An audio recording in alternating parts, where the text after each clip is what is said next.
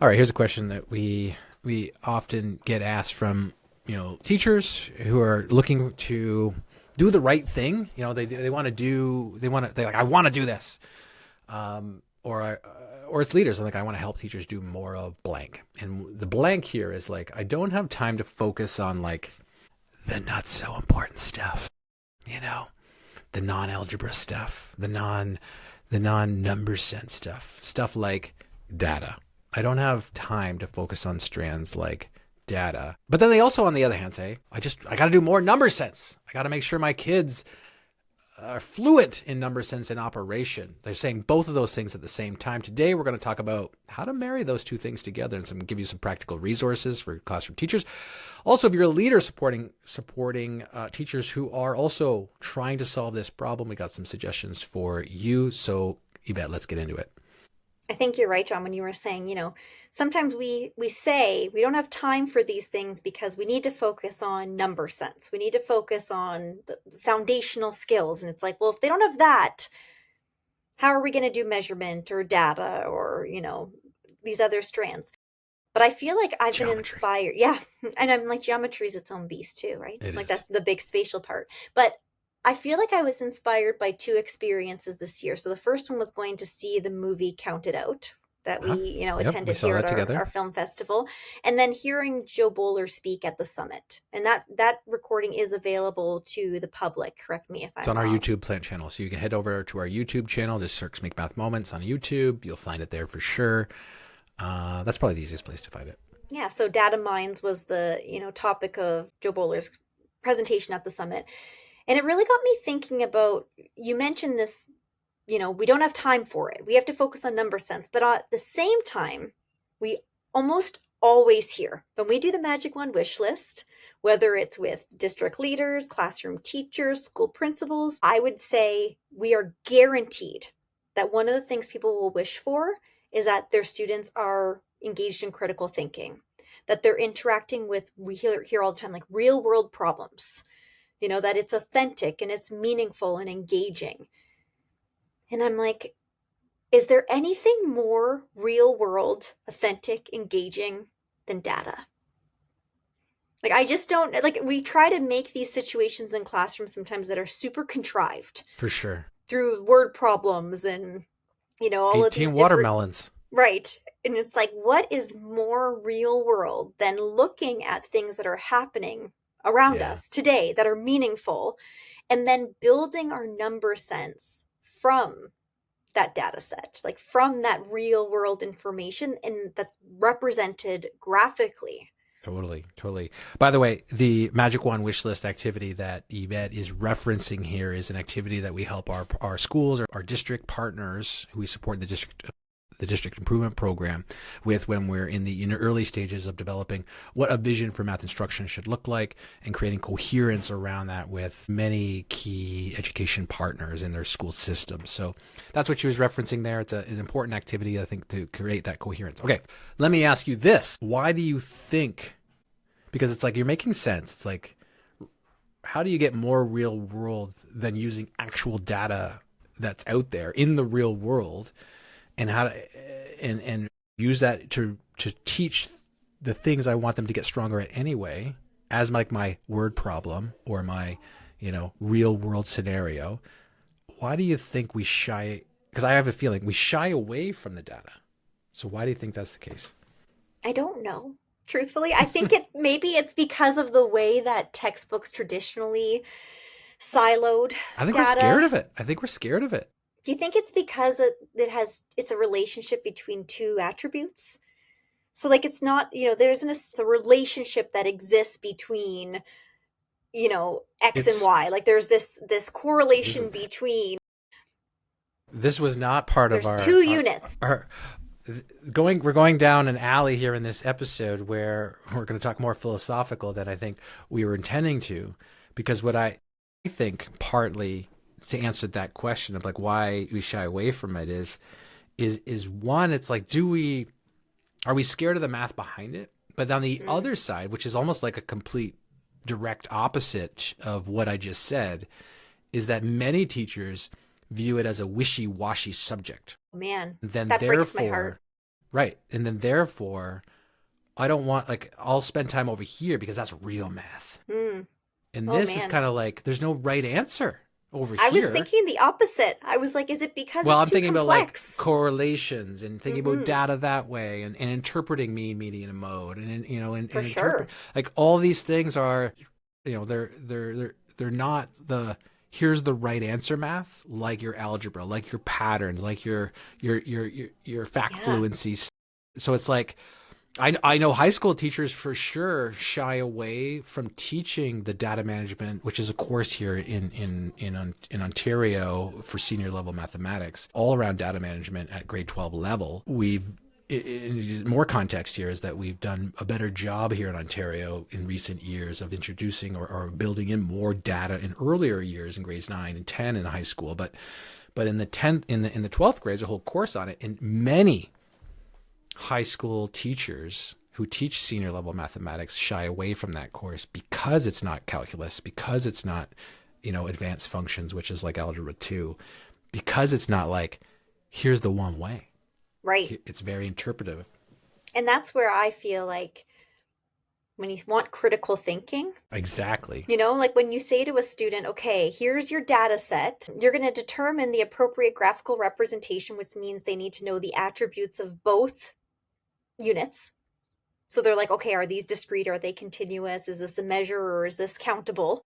And then they're talking about that they have to select the scale. They have to think about what they want people to take away from the representation and how that's going to influence their choice of graphical representation or scale. If they're doing mean, median, or mode or measures of central tendency, it's like, well, which one's going to convey the message that you're wanting people to hear? Because there is so much bias, but the problem is, of course, there's bias in the data that we receive, Mm-hmm. right, from the media. So, like, what's more critical than having an informed population who can make sense and question what's being shared with them through media sources about the world that they exist in? So, I mean, that's my pitch for data, but I want to talk about it. That's for the critical thinking aspect of data and like why it's such a huge lever for when we say real world, when we say critical thinking, when we say discourse. It's a great place for this to live, but I actually think it's a great place to see the math because it's naturally visual.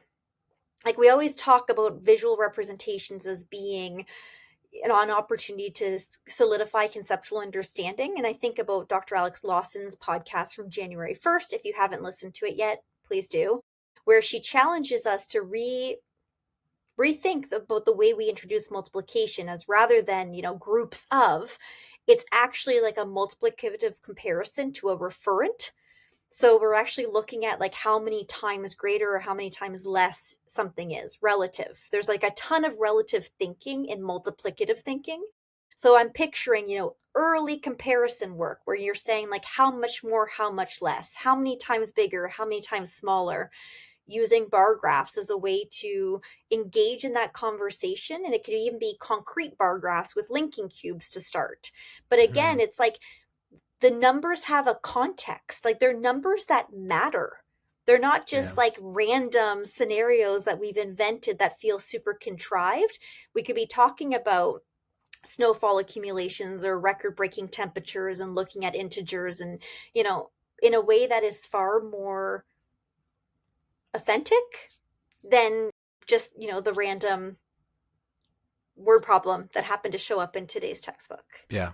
Important ideas for sure. And I think when you, as a classroom teacher, when you also are like nodding your head and saying like, I agree. I want that to happen. I think part of that work that is ahead of you, if you haven't done this already, is because I think what you're coming from when you're talking the way you're talking and providing some of the suggestions you're suggesting, and I know you're constantly thinking about like, what are the big ideas that I want to make sure are true and come about in the work that I do with this class this year. And it's like an underlying tone that guides all your decision making.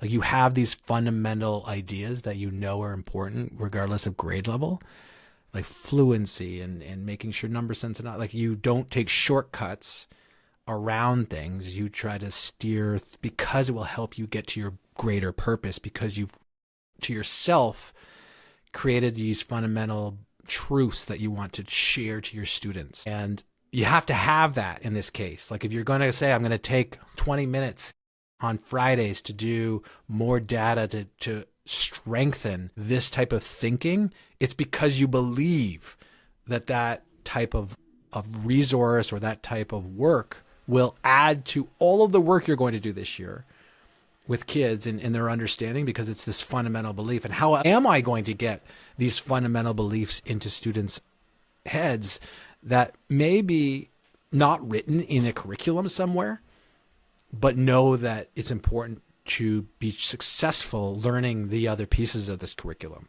Like you have to almost like decide for yourself, what are those big beliefs that I want to convey this year and when I teach, so that I can work them in.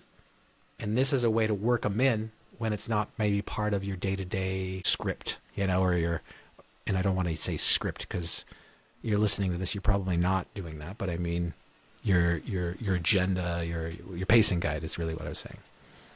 You mentioned earlier that it's like maybe we shy away from data because we see it as this like wishy-washy or like extra thing. And I'm thinking from an elementary context, and maybe that's because, what I often see in elementary schools is that like data looks the same from first grade to sixth grade. We're just like doing surveys about favorite animals. What's your favorite dinner? And I think like it's like don't take it wrong. Like don't think that it just stops at sixth grade. This is continuing into high school. And it's like going back to that wish list item. It's like we want critical thinkers. We want, informed citizens. We want them to be, questioning and seeking information in the outside world. And it's like data's probably where it's at, but it's not surveys of favorite colors or favorite sports teams. Like that's not going to get us what we're talking about here today, which is like and it's not about always creating graphical representations. Like sometimes you mentioned, John, it's like, how do I deviate? I have a pacing guide. I want to bring in this type of learning in a really meaningful way, but I also need to be accountable to my curriculum. So you mentioned, like, is this something that we can bring in once a week or as a warm up to the start of our lessons, where it's like either we take something that's really current, like a current event, something that matters, that's meaningful, that's personally relevant to our students, and we bring in a graphical representation and we have them interpret it and draw conclusions about it and share the bias that might exist in it, or talk about questions like, well, what if we change the scale on this graph? How would that change, the viewer's interpretation? And maybe you feel ready, you're a listener, and you're like, I love that idea, and I'm going to commit to taking, and I would love to tie this to literacy, where it's like you read a current event article. In the US, there's a platform where essentially you do like news articles throughout the entire week around like current event topics, and you read different articles on that topic throughout the entire week. And it's to build schema for students. So it's to build their background knowledge and vocabulary and understanding of, these really important content in the real world. And imagine you brought in your graphical representation into your language block. Mm-hmm. So it's like, it doesn't have to necessarily be in the pacing guide with your math curriculum. It could be something that you do really in a meaningful way to supplement in elementary, if you teach both subjects, some of the current events that you're focusing on in your language or science unit, or your social studies or history units. But we can also not only talk about the implications of what we're learning about that concept, but the math, like the number sense lives within these graphical representations. There's a lot of number sense that we can do if we know what we're looking for. So that's kind of a recommendation. It's like, it doesn't have to just be in math.